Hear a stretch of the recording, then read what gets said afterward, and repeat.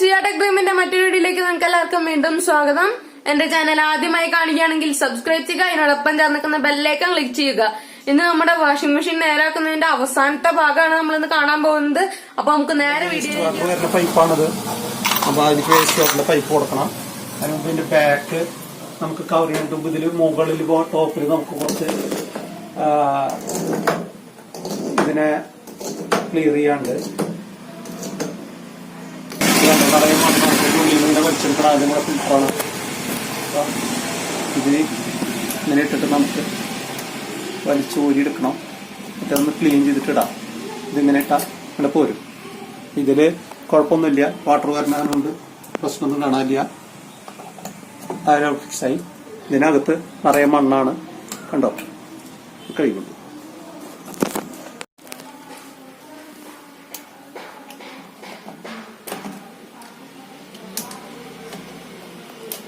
നേരത്തെ ഒരിടത്തും ഇത് ക്ലിയർ ആണ്, ഇതിലൊന്നുമില്ല, നല്ല ക്ലിയറൻസ് ആണ്.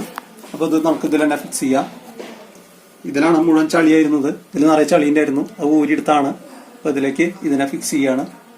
വേറെ ഒന്നും ജസ്റ്റ് ഒന്ന് തള്ളി വെച്ച് കൊടുത്താൽ മതി, വേറെ പ്രത്യേകിച്ച് വേറെ ഒന്നുമില്ല, അത്രേ ഉള്ളൂ.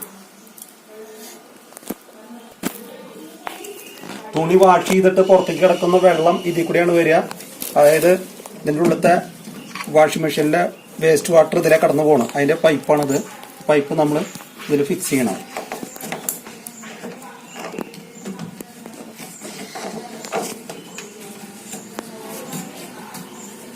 ഫിക്സ് ചെയ്തിട്ട് ഈ ക്ലിപ്പ് അതിൽ കൊള്ളിക്കണം, അല്ലെങ്കിൽ അത് വിട്ടുപോരും. ഇനി വിട്ടുപോരില്ല, ഇതിൽ കൂടെ വേസ്റ്റ് പുറത്തേക്ക് കടന്നു പോകും. ബാക്ക് കവർ, വാഷിംഗ് മെഷീന്റെ ബാക്ക് കവറാണ്. നമുക്ക് ഫിക്സ് ചെയ്യാം. അത് നന്നായി ഒന്ന് കുറച്ച് വൃത്തിയാക്കി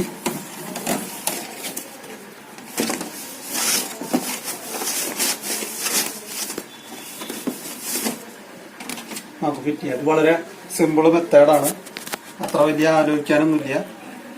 ഈ കാണുന്ന ഈ രണ്ട് പഴുത് ഇതിലേക്ക് ഫിക്സ് ആവുന്ന രീതിയിൽ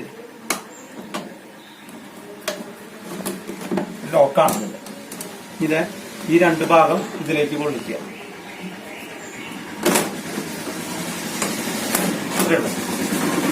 ഇതിന് ബലത്തിന് വേണ്ടി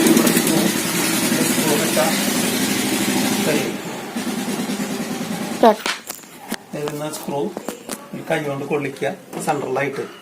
ഓരോ സ്ക്രൂവിന്റെ തന്നെ ആവശ്യമുള്ളൂ. ഇതെവിടെയും സെൻട്രലിൽ കൊള്ളിക്കുക.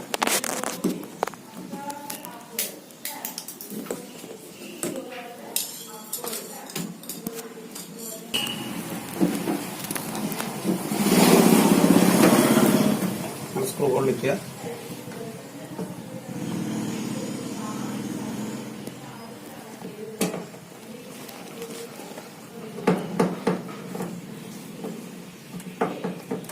സ്ക്രൂ കൊള്ളിക്കുക.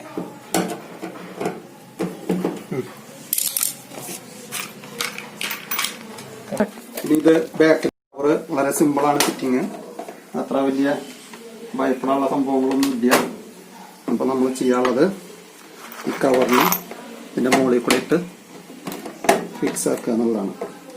കവർ ഇട്ട് കഴിഞ്ഞു. ഇതിലേക്ക് ഒരു സ്ക്രൂ സെറ്റ് ചെയ്യാണ്ട്.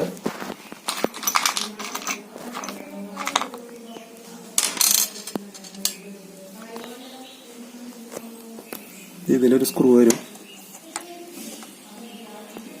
ഇപ്പുറത്ത് അതുപോലെ ഒരു സ്ക്രൂ വരും. അതിനെ കൂടാറുണ്ട്.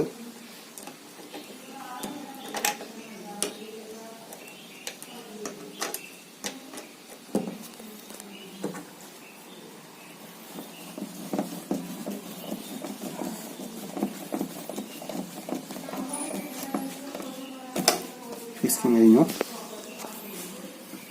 ഇനി ഇവിടെ അത് ഫിക്സ് ചെയ്യാം.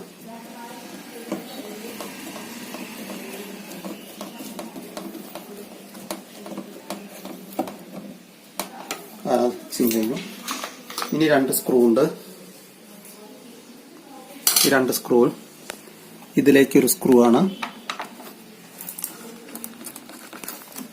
ഒരു സ്ക്രൂ ഇതിലേക്കാണ്.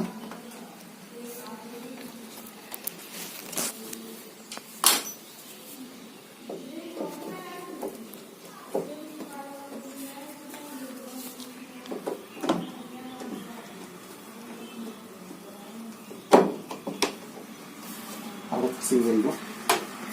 ഇനി 2 വലിയ സ്ക്രൂ ഉണ്ട്, 2 സ്ക്രൂ. അത് ഇതിലേക്കാണ്.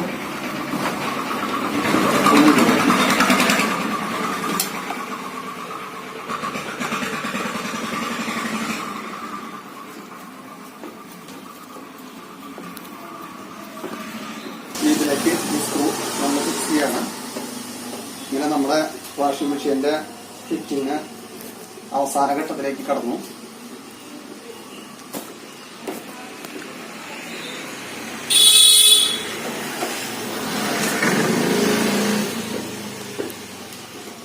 ഇനി ഈ ക്യാപ്പ് ഇതിന്റെ മുകളിൽ അടയ്ക്കുക എന്നുള്ളതാണ്.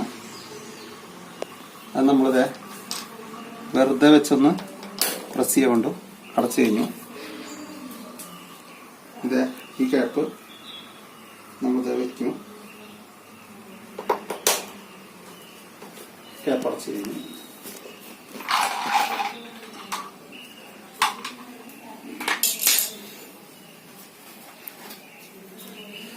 അപ്പൊ നമ്മുടെ വാഷിംഗ് മെഷീൻ ഫുൾ വർക്കിംഗ് കഴിഞ്ഞിട്ടുണ്ട്. എല്ലാ വർക്കിംഗ് ആയിട്ടുണ്ട്. ഇനി നമുക്ക്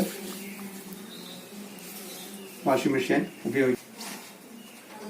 വളരെ നല്ല രീതിയിൽ തന്നെ ചെയ്യാൻ പറ്റി. ഇത്രയും പ്രതീക്ഷിച്ചേക്കാൾ കൂടുതൽ ഭംഗിയിൽ ചെയ്തിട്ടുണ്ട്.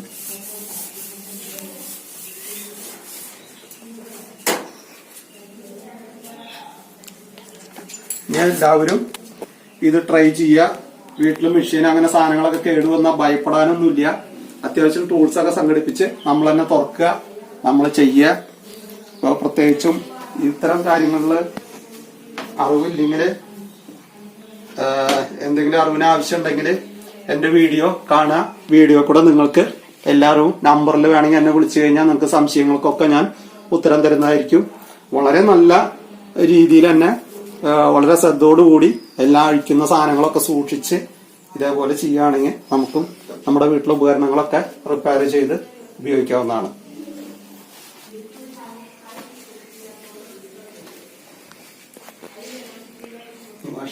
നമ്മുടെ വാഷിംഗ് മെഷീൻ ഫുൾ വർക്കിംഗ് ആയി കഴിഞ്ഞു.